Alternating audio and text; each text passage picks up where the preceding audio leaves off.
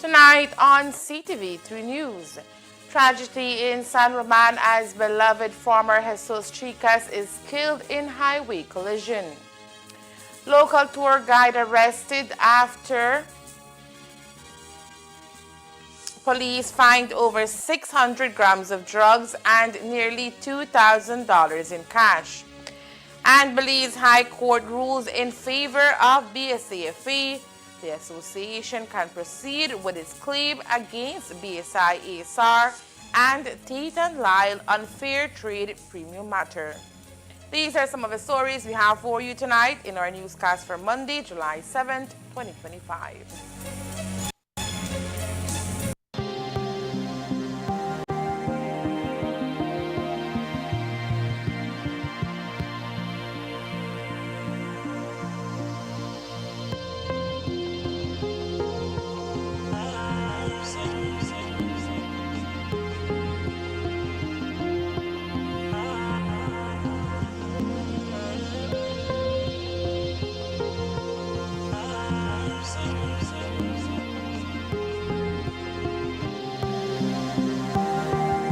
Let's all be safe during the rainy season.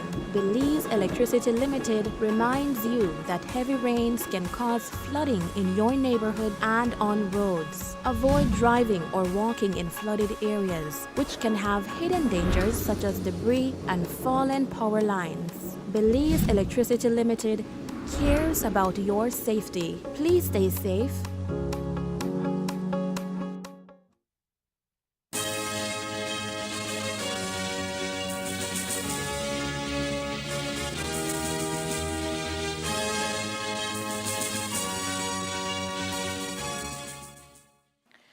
Good evening with your news. Also simulcast on Fiesta FM 106.7. I am Joanna Rodriguez. The quiet community of San Roman in the Corozal district is in mourning following a devastating traffic accident that claimed the life of a beloved farmer early this morning. Police responded to the fatal road traffic accident between miles 70 and 71 on the Philip Golson Highway in the community of Buena Vista, where they encountered a harrowing scene. A silver Jeep Compass severely damaged at the front was found facing north to south in the middle of the road. About 73 feet ahead, a red Toyota Tacoma was discovered off the right shoulder, crumbled at the front and along its left side.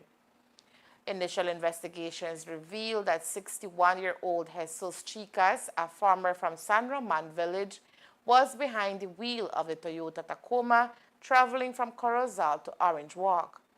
According to reports, the driver of the Jeep Compass, who was identified as Marcos Villanueva, was heading in the opposite direction towards Corozal when he allegedly entered the left lane directly in front of the Tacoma, resulting in the violent collision. Tragically, Chica succumbed to his injuries at the scene and his body transported to the Corozal Community Hospital morgue. Villanueva was taken to the Northern Regional Hospital for medical attention, where a urine sample was collected. News of Chicas' tragic passing sent shockwaves through San Roman Village, where he was widely known and loved. His uncle, who was at the scene of the accident along with other community members, described him as a great guy who was always willing to lend a hand in the community. Ajá, pero según él... Estaba yendo a Orange Walk. Estaba yendo a Orange Walk, sí. Estaba yendo a Orange Walk y iba con otro pasajero. Ajá, y según se ve, porque él ni anda duro, anda despacio, él no toma. Ajá, pero son cosas que tienen que pasar, creo. Ajá, él con todo el mundo se llevaba. Sí. Buena persona. Buena persona. Más que tiene su tienda grande, sí. Y pues él convive con la gente. Por eso ve cantidad de vehículos que vienen acá viéndolo, ¿no? Su pérdida se va a sentir mucho en la aldea. Oh, sí. Solo que está su señora, pero no es igual. Sí, no es igual. Sí, pues... No supiera ni qué más decirle, porque lo que sí sentimos por él, porque pues él se iba con todo. Iban a la iglesia, todo. Sí. La otra persona, él normalmente traficaba esta área. No, iba a hacer un mandado, dijo un señor que esperándolo estaba allá para que llegara, ¿no? Creo que de casualidad iba, no. Se quedaba él más en la aldea. Sí, él, como le digo, tiene tienda, ¿no? Y allí se pasaba él más. Authorities have also reported that 2 individuals were traveling with Chicas at the time of the accident. Efforts are being made to locate them and obtain medical evaluations and statements. A local tour guide is currently in police custody after authorities uncovered a significant stash of illegal substances and cash at his residence. The suspect, 28-year-old Emmanuel Vasquez, known in the community as Manny, was approached by police officers at his home. Witnesses reported that Vasquez was seen fleeing the scene upon their arrival. During his attempt to escape, he discarded a bag behind his apartment and tried to scale a fence, but he was quickly apprehended by officers. Upon retrieving the abandoned bag, officers opened it in Vasquez's presence and discovered a substantial amount of what is believed to be crack cocaine and cannabis. The drugs were subsequently weighed at the Placencia police substation, revealing 335 grams of suspected crack cocaine and 287 grams of suspected cannabis. In addition to the narcotics, police found approximately $1,904.25 in various denominations during a search of Vasquez's residence. The young man was immediately informed of the charges against him and was detained on the spot. Authorities are now preparing charges of possession of controlled substances with intent to supply. Vasquez's case remains ongoing as investigations continue. In a recent development, authorities have detained and formally charged a 26-year-old Omar Morales, a construction worker, with multiple crimes, including robbery and fleeing lawful detention. The incident that led to Morales' arrest began on Tuesday, July 1st, when a 16-year-old girl reported being robbed at gunpoint. The victim recounted that around 9:50 a.m. as she was approached at the intersection of East Canal and Regent Street in Belize City by a Hispanic male armed with a handgun. The suspect demanded her valuables, which she handed over without resistance. He then fled the scene with 2 chains valued at approximately $50 and a cell phone valued at $1,100. Following the report, police launched an investigation that involved analyzing surveillance footage. The efforts paid off when authorities identified Morales as the suspect and recovered the stolen cell phone. However, the situation escalated after his arrest. Morales allegedly made a daring attempt to escape from custody by jumping over the counter at the Precinct 1 police station. He was quickly subdued by officers and rearrested. Currently, Morales remains in police custody facing charges of robbery and escape from custody. Coming up next, Prime Minister John Briceño attends CARICOM Summit in Jamaica, highlights Justice Winston Anderson's contributions and regional justice initiatives. Stay tuned. Attention farmers. The New World screwworm is a serious threat to livestock, pets, wildlife, and humans. It causes yield losses, damages the quality of meat and skins, and can even kill them if left untreated. Check your animals daily. If you see any wounds on them, treat them immediately. Prevention is key. Apply approved healing and fly repellents to the navel of newborn animals after dehorning, ear tagging, or any other practice that leaves wounds on your animals to ensure your animals' well-being. If you notice worms in unusual wounds, report them immediately. Call Baja at 824-4872 or text or WhatsApp 670-7003 or call your nearest Ministry of Agriculture office. And don't forget, never transport or receive animals with injuries. Together, we will prevent the spread of this dangerous disease. This message was brought to you by Baja, OIRSA, AICA, USDA, and the Ministry of Agriculture, Food Security, and Enterprise.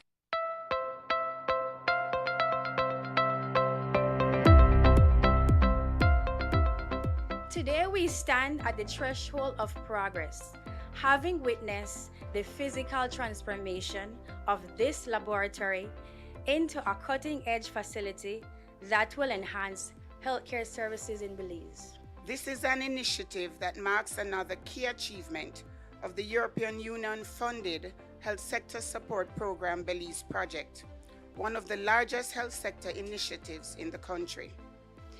I would like to thank our implementing partners, the Pan-American Health Organization and the Ministry of Health and Wellness for the remarkable work that you are doing in the implementation of this project. With a total investment of over $1.1 million, including the installation of solar panels in the coming months, the Central Medical Laboratory now stands as a model of smart health infrastructure. These improvements go far beyond aesthetics. They address years of structural deterioration, fire damage, and operational limitations.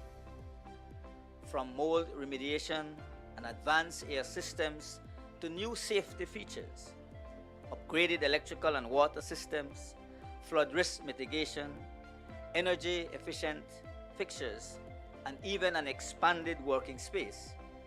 This facility now reflects the standard of care and preparedness that Belizeans deserve.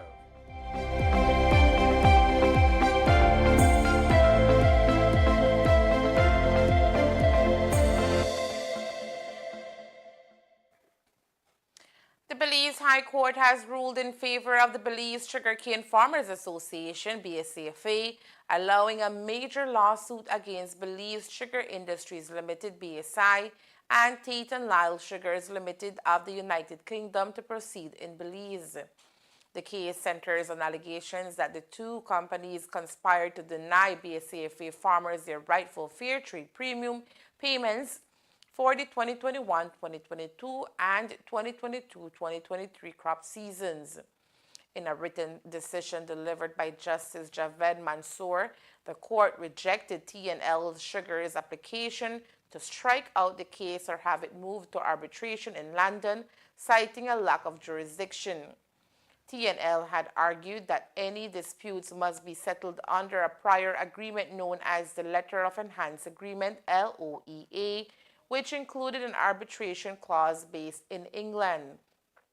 However, the court found that the letter of enhancement only applied to the 2020-2021 sugar crop year and had not been renewed or extended. The judge noted that the agreement expired upon the last payment received, and there was no evidence that it was continued into the disputed years.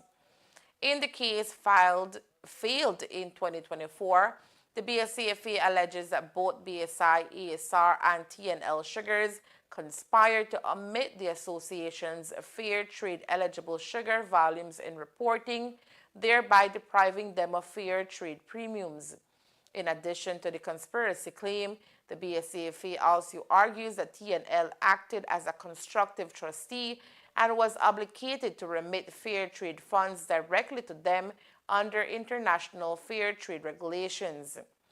T&L Sugar denied the existence of any such obligation, saying it had no active agreement with the BSCFA for the years in question and that it did not receive any premiums on behalf of the association. Justice Mansour ruled that Belize is the appropriate jurisdiction to hear the case as the alleged damages occurred locally and the claim raises substantial issues that deserve a full trial. He emphasized that this is not a fit case to strike out and that both defendants must answer the claims brought against them. The first defendant, BSI, has already filed a defense. T&L Sugars is now expected to do the same as the case will be heading to trial here in Belize. A woman's night of celebration with friends took a harrowing turn early Saturday morning when she was allegedly assaulted near Newtown Barracks in Belize City. According to authorities, the woman was out enjoying a night with friends at a local club when at around 2 a.m. on Saturday, she decided to go home. The woman claims she was offered a ride by someone she knows, but instead of taking her home, the driver of the vehicle forcibly assaulted her. On Saturday, the 5th day of July 2025, a female reported that she was at Shisha Bar when she was taken by a male person who offered her a ride. She alleges that the person took her in a vehicle and had sex with her against her will. An investigation is being carried out at this time. So far, no one has been charged, but the investigation continues. Can you confirm if it was her cousin? I cannot confirm. But they know each other from, do you have a history or something? Yeah, they knew each other. Prime Minister John Briceño is currently in Montego Bay, Jamaica, representing Belize at the 49th Annual Conference of Caribbean Community CARICOM Heads of Government. He left Belize on Sunday and is expected to return on July 10th. During his absence, Deputy Prime Minister Cordell Hyde is serving as acting Prime Minister.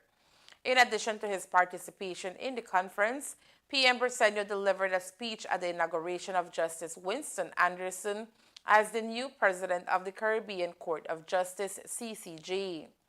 Serving as CARICOM's lead head of government for justice and governance, Briceño lauded Justice Anderson's significant contributions to regional law. He described Anderson as a catalyst for change within the Caribbean's judicial landscape, emphasizing his role in shaping the court's development over its first 20 years. The Honorable Mr. Justice Winston Anderson, a jurist whose professional career highlights him as one who has always pushed the envelope, whether through his scholarship in molding the minds of future lawyers in academia, in advising and guiding the Secretariat as General Counsel, and being a trailblazer on the court. Indeed, do a review of the successes, achievements, and pioneering initiatives of the court in the first 20 years, and you will see the print and influence of Justice Anderson in them, particularly the breathtaking work of the CCJ Academy of Law, for which he has been hailed by the court as the, quote, the driving force behind. I am proud to say that Belize is one of the places Justice Anderson did his in-service training for the presidency he is to assume, as last year, September, as acting president, he was doing the work of the Academy in Belize and was the keynote speaker at the Criminal Justice Reform Conference, achieving the CCJ's Academy for Law Needham's Point Declaration. The court and the region have benefited greatly from his intellect, his scholarship, his leadership, and his unquenched drive to pursue continuously something new to advance the law and make it work for the peoples of the region. We have every confidence that President Anderson will continue the tradition of excellence of the court, and no doubt, given his track record, he already has an impressive plan to further enhance the CCJ and surpass what we all thought were unmatched successes of his predecessor. Justice Anderson, on behalf of the heads, I extend heartiest congratulations to you and your family as you assume the presidency of the CCJ. Thank you very much. The event was part of a broader regional initiative under the George Bridge Declaration signed in November 2024, which commits CARICOM to a unified approach in addressing crime and violence across the islands. The People's United Party PUP has achieved a commanding victory in the 2025 Village Council elections, capturing a substantial majority of the available seats. Out of 190 councils, the PUP secured control of 158, and across all races it claimed 1,104 of the 1,330 total seats, representing an impressive 83% of the total. The voting process concluded on Sunday, July 6 in Awakata Village, located in the Toledo district. The opposition, United Democratic Party UDP, won 128 seats, accounting for 9.62%, while independents and third-party candidates secured 98 seats, or 7.37%. In a statement released by the PUP Secretariat, the party emphasized the strong involvement of youth voters and reiterated its dedication to advancing rural development initiatives through the ongoing Plan Belize 2.0 program. The PUP also expressed gratitude towards the Elections and Boundaries Department, law enforcement, public officials, and the voters for ensuring a smooth and peaceful democratic process throughout the election period. And there is more news after the break. Stay tuned. Electricity is evolving, and BEL is leading the way with smarter connections across Belize. Meet AMI, Advanced Metering Infrastructure. It's not just a meter, it's a smarter way to manage power. Smart meters record your energy use in real time and securely send the data to BEL. Key customer benefits include real-time insights into energy usage, improved home energy planning, integration of solar, battery, and EV technologies, and innovative customer service solutions. Get ready! AMI is coming soon to municipalities across Belize, including the Keys, to give you more control and reliability. BEL, bringing you a brighter tomorrow. world shifts to regional supply chains, Belize is poised to lead. This is where blue innovation meets green ambition, and orange creativity thrives. Join us for the Belize Investment Summit 2025, September 3rd to 5th at the Sunset Caribe in San Pedro. From agribusiness to aquaculture, from renewable energy to digital services, from tourism to trade, this is the future of regional integration, and it starts here. Whether you're returning home, expanding regionally, or entering new markets, Belize welcomes you. Why Belize? Why now? Belize Investment Summit 2025, Bridging Markets, Building Resilience, September 3rd to 5th at Sunset Caribe, San Pedro. Visit investmentsummit.bz to register and be part of shaping the investment frontier.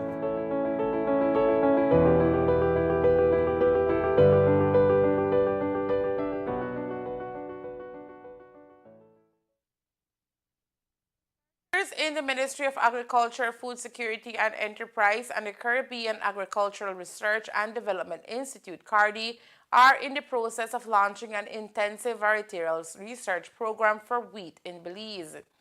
This varietal research program will be testing the performance of 100 open pollinated varieties of wheat from 2 lines, one line that has tolerance to semi-arid conditions and the other line with tolerance to high temperature conditions.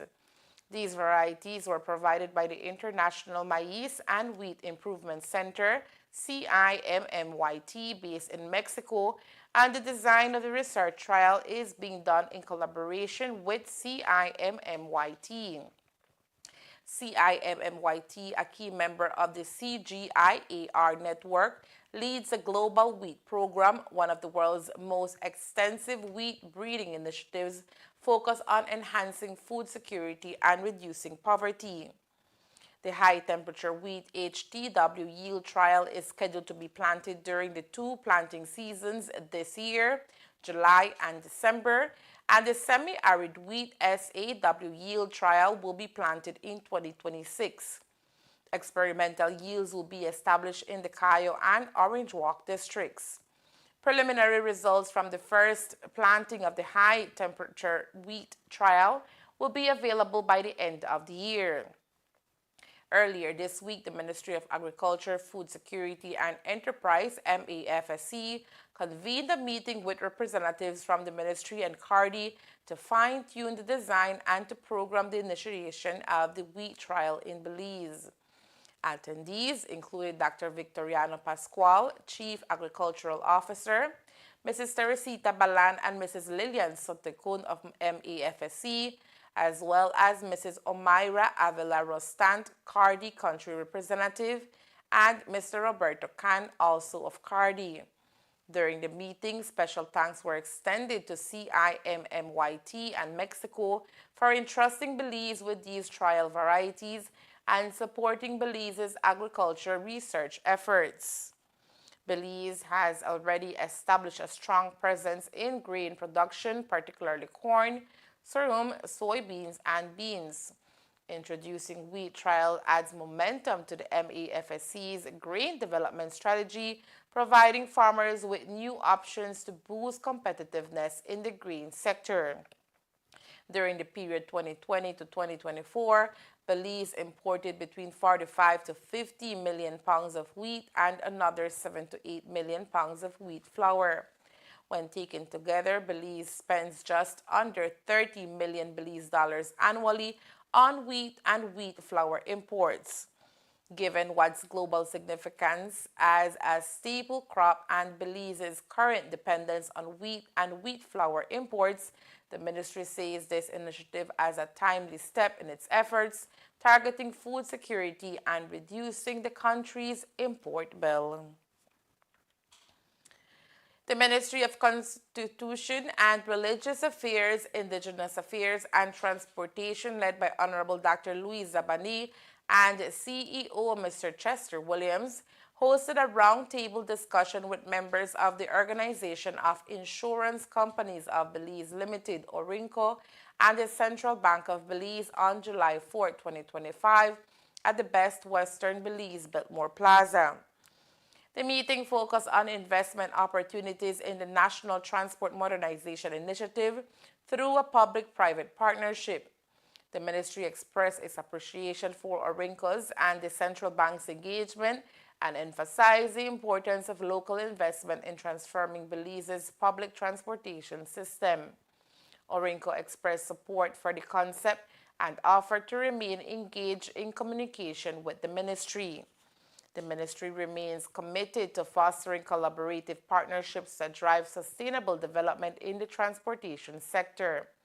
This engagement marks a significant advancement towards a modern, efficient, and inclusive public transport system for all Belizeans. And that's the news. We invite you to join us for another newscast on Tuesday, July 7th here on Ctv3 News and Fiesta FM 106.7. Remember that to read a text version of the news, you can visit our website. You can also log on to our Facebook page for current stories at facebook.com/CTV3 Belize News or our YouTube channel at CTV3 News BZ. From all of us here at Ctv3 News, thank you for watching and listening. Good night.